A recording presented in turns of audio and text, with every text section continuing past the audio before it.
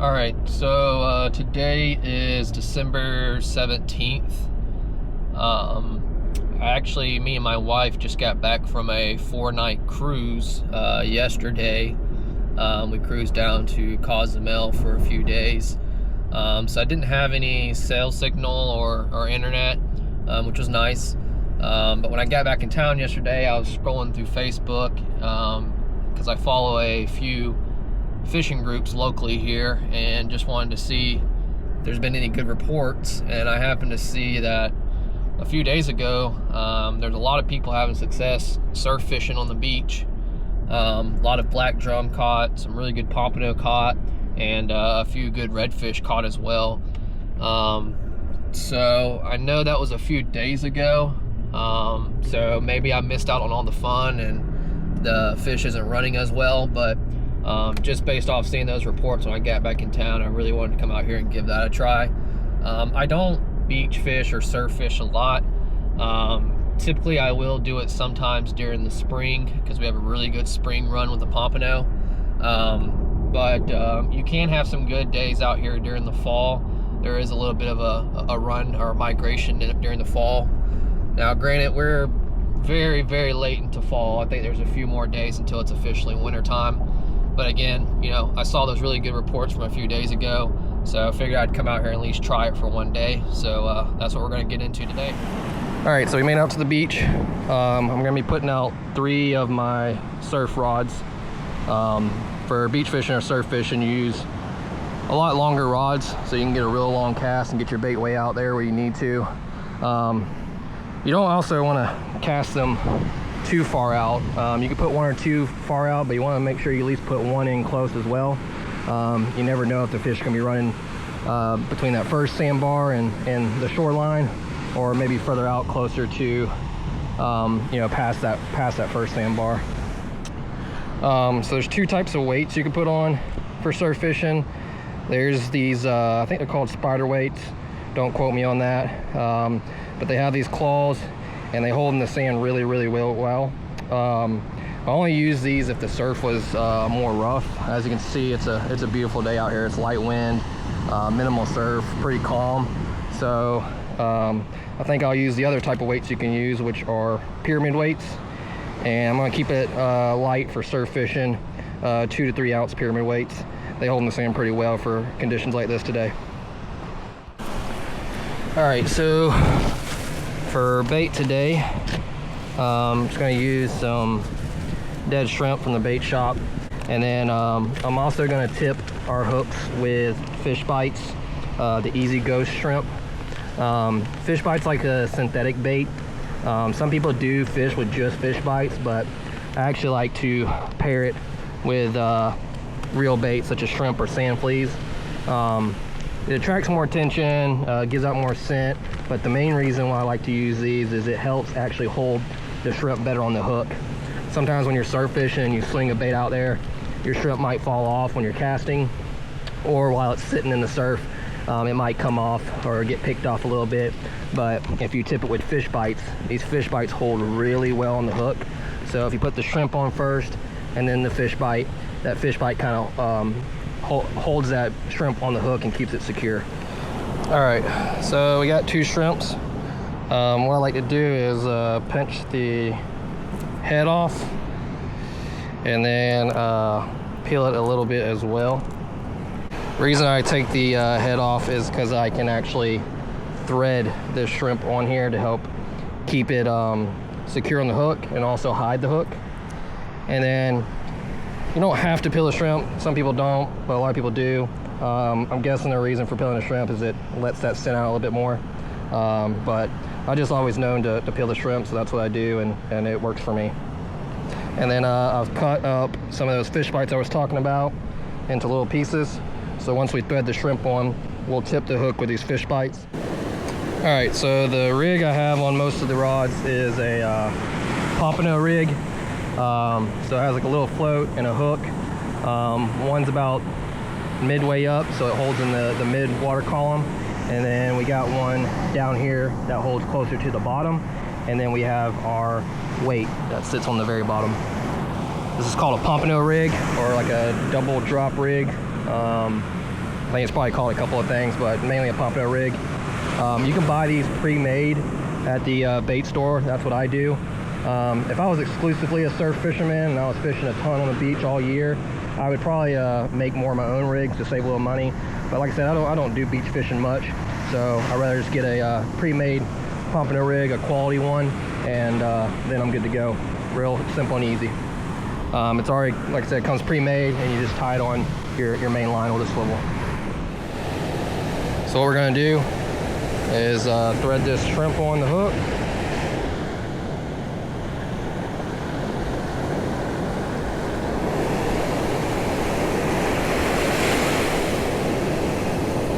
Okay, and then tip it with that fish bite.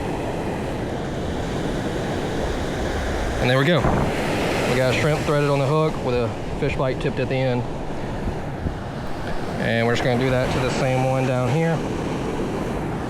Thread it on the circle hook, like so. Tip it with the fish bite. And this one's ready to be sent out. Now, sometimes I will wait out a little bit and cast. And it is a warm day, but we are still in December, so the water is pretty chilly. And I ain't getting way out in that today. If it was more springtime, getting close to the summer, I'll wait out.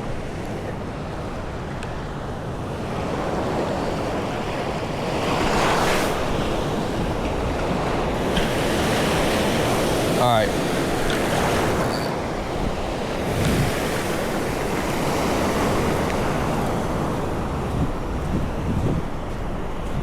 So our bait's out there. Set the rod in the rod holder. And you want to keep a loose drag because you're not holding the rod the entire time.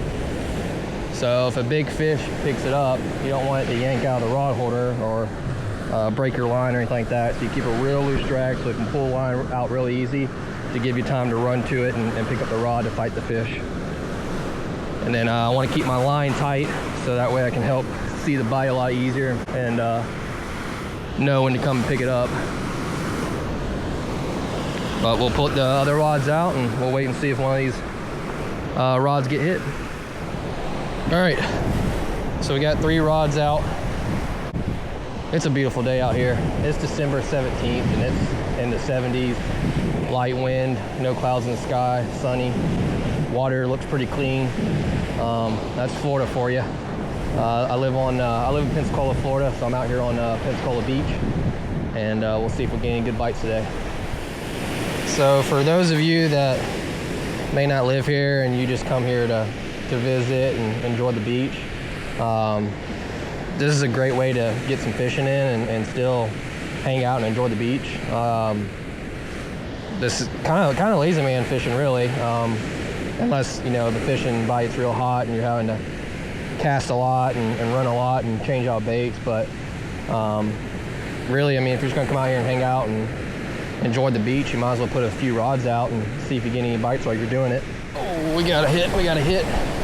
It's a good one too. That's a good hit.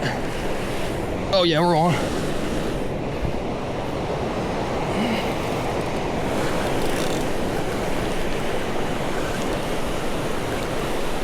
Oh, it's a good fish.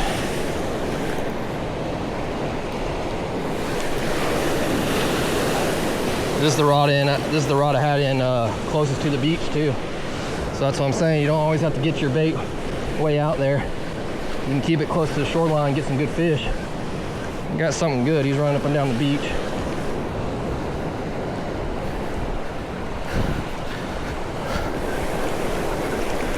Oh man, big pompano. Big pompano. Oh my God.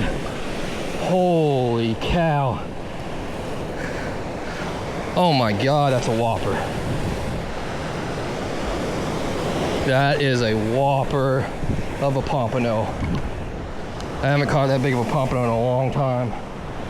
So I think they have to be at a minimum 11 to 12 inches into the fork. Obviously this guy's well over that.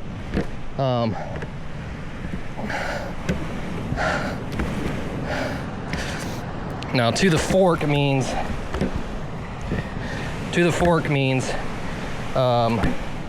the fork part of the tail. So not at the very end of the tail, that's total length, but to this little V point right here is the fork. So to the fork he's about 17 inches, almost 18, which is really good for a pompano. And then total length, he's a little over 20. A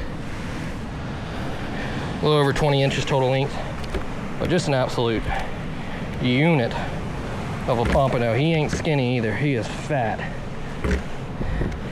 Calm down, buddy. I mean, look at this joker. Oh man, look at that joker. Big boy. All right, we got that rod back out there. Obviously gonna keep that one close to the shore like I had it last time. See if we can't get another one right there. Let me go check on these other two rods. I haven't seen any activity on these yet. I just want to make sure the line is still tight on them. Oh, man, my heart's kind of still beating right now from that pompano. Oh, that was awesome, man. I really wanted to catch anything that would bite today. You know, pompano, whiting, black drum, redfish. But when you're beach fishing, most people will say that the prize fish to catch is a really good pompano. That's the main target that people go after when they're beach fishing. All right, it's been a while since I've gotten any bites. So I've been using the dead shrimp with the Fishbites. But I'm gonna see if maybe I can't get a couple of sand fleas to put on the hook. Basically I take this sand flea rake, and sometimes you can kind of walk the shoreline right here and use this rake to scoop in the sand, and you'll get a couple of sand fleas.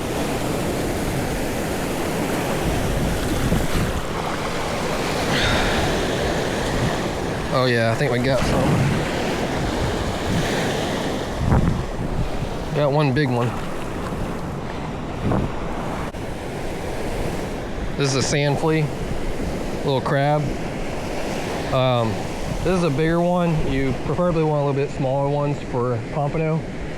But you know, sometimes you can use a big one, and either a really big pompano will take it, or might have a shark like a black drum or a redfish with it. So I'm still gonna keep a big one or two to put on the bait, or to put on the hook. But I wouldn't mind getting some smaller ones.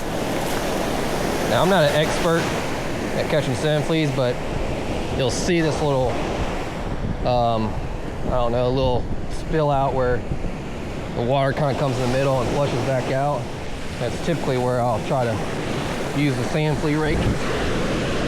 See if I can get any there washing out. Yep, there's another one. Big one. Yeah, I'm getting really big ones. Really would love a small one. There's another one, he's pretty big. Just kind of hook them right through the shell, like so. Do the other one. I was getting a hit on this rod right here. It went slack.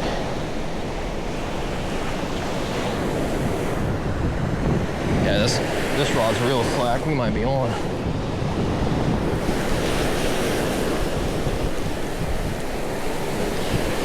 Yeah, I think we're on. Oh yeah, we're on. Hold on, are we? Yeah, we're on. Oh yeah, we're on. We got a fish.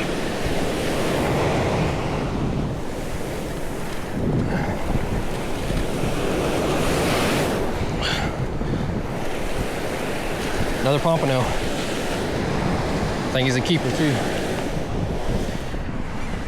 Yeah, so I'm pretty sure the minimum to the fork is either 11 or 12. I know it's at least 12. So I mean, even if it is at least 12, he is definitely past 12 on the fork. He's about probably 13 inches to the fork. So we got another keeper.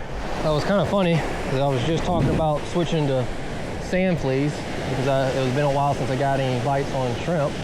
And as soon as I go to make my first cast on sand fleas, that's when this rod over here still had shrimp on it, or I think had shrimp on it, at least just had fish bites. It got hit and got to keep the pompano. So we'll keep going at least with 1 or 2 rods on shrimp and fish bites. All right, so in this part of the video, the wind was really starting to pick up. It was becoming difficult to hear me, so I'm just doing a quick voiceover to explain what I was trying to say. Basically, I was getting ready to throw out the left rod with the sand fleas, and I noticed that my middle rod, the line went really slack. So the line was just sitting in the water. So I didn't see any hits. I didn't see any taps. I didn't see the rod bend over, but the line was super slack. So whenever you see that, you still want to go check that rod, reel in super fast to get that line tight, and you likely will have a fish on. So, usually, fish might swim out or left to right when they get hit, and that's why you see the rod bend over or you see the taps. But in some cases, the fish will take the bait and swim close to shore, and that's why you only see the line go slack.